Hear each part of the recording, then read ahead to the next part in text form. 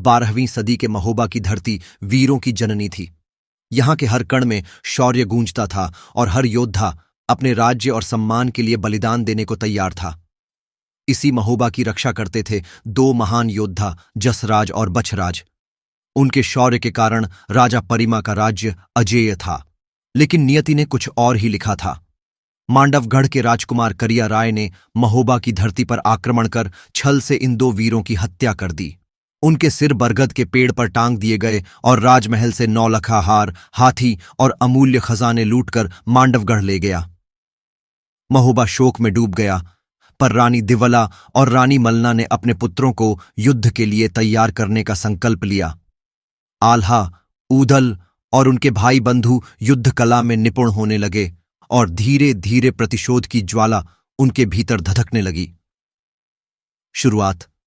ऊदल की जागृति समय बीतता गया, लेकिन ऊदल के मन में अपने पिता की हत्या का दुख कभी कम नहीं हुआ। वह प्रतिशोध के लिए व्याकुल था। एक दिन जब वह जंगल में शिकार के लिए गया तो उसका सामना माहिल के बाग में रहने वाले लोगों से हुआ।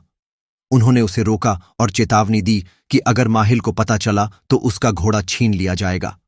क्रोध में कांपते हुए उदल ने गरज कर कहा, मेरा नाम उदल है, महोबा का पुत्र हूं। किसी में इतनी हिम्मत नहीं कि मेरे घोड़े को छू सके। उसकी आवाज जैसे बिजली की तरह गूंजी। उदल महोबा लौट आया, लेकिन इस घटना ने उसके मन की ज्वाला को और भड़का दिया। दरबार में जब माहिल ने राजा परिमा के समक्ष उदल की शिकायत की तो माहिल ने व्यंग्य करते हुए कहा, अगर उदल को इतनी ही वीरता दिखानी है तो मांडवगढ़ जाकर अपने पिता का बदला ले। उदल का खून खौल उठा। उसने राजा परिमा की ओर देखा और पूछा, दादा, यह करिया राय कौन है? उसने हमारे पिता को क्यों मारा? राजा परिमा ने बात टालने की कोशिश की, लेकिन जब उदल अपनी माता दिवला के पास पहुंचा तो उसने सत्य सुना।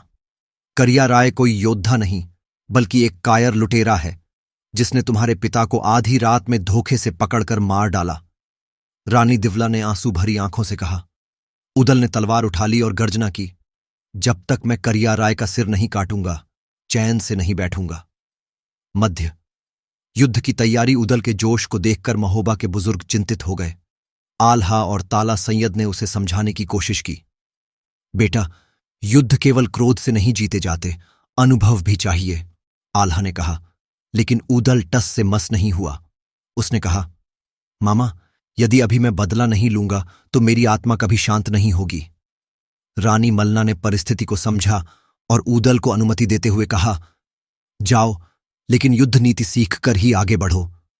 महोबा के वीर योद्धा आल्हा, उदल, मलखान, ब्रह्मानंद और उनके सैनिक मांडवगढ़ की ओर बढ़े। रास्ते में उन्होंने जंगलों और किलों को पार किया और लोहागढ़ के दुर्गम किले के सामने पहुंचे। चरमोत्कर्ष। मांडवगढ़ का महासंग्राम। रात के अंधेरे में महोबा की सेना ने मांडवगढ़ पर धावा बोल दिया।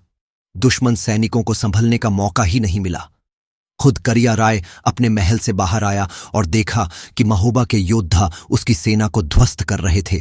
उदल और करिया राय आमने सामने आए। तो तू ही करिया राय है जिसने मेरे पिता और चाचा को कायरता से मारा। उदल गरजा। करिया राय हंसा, लड़का, तेरा भी वही हाल होगा। युद्ध शुरू हुआ। करिया राय की तलवार और उदल की तलवार टकराई। दोनों के बीच भयंकर द्वंद्व हुआ। अंततः उदल की तलवार ने करिया राय का कवच भेद दिया और उसका सिर धड़ से अलग कर दिया। समाप्ति। प्रतिशोध की पूर्णता। महोबा की सेना ने मांडवगढ़ को घेर लिया। करिया राय का अंत होते ही उसकी सेना ने आत्मसमर्पण कर दिया। उदल ने बरगद के पेड़ से अपने पिता और चाचा के अवशेष उतारे और गर्व से कहा, पिता, आपका बदला पूरा हुआ। महल से लूटा हुआ खजाना, 9 लखा हार, हाथी और घोड़े सब वापस महोबा लाए गए। जब उदल महोबा लौटा तो पूरा नगर उसकी जय जयकार से गूंज उठा। राजा परिमा ने उसे गले लगाया और कहा, आज तुमने साबित कर दिया कि तुम सच्चे वीर पुत्र हो। रानी दिवला और मलना ने अपने पुत्र को आशीर्वाद दिया। युद्ध समाप्त हुआ, लेकिन महोबा की धरती पर आल्हा उदल के शौर्य की गाथा अमर हो गई। उपसंहार। इस युद्ध ने केवल महोबा का सम्मान नहीं बचाया, बल्कि यह सिद्ध कर दिया कि वीरता, साहस और न्याय की जीत हमेशा होती है।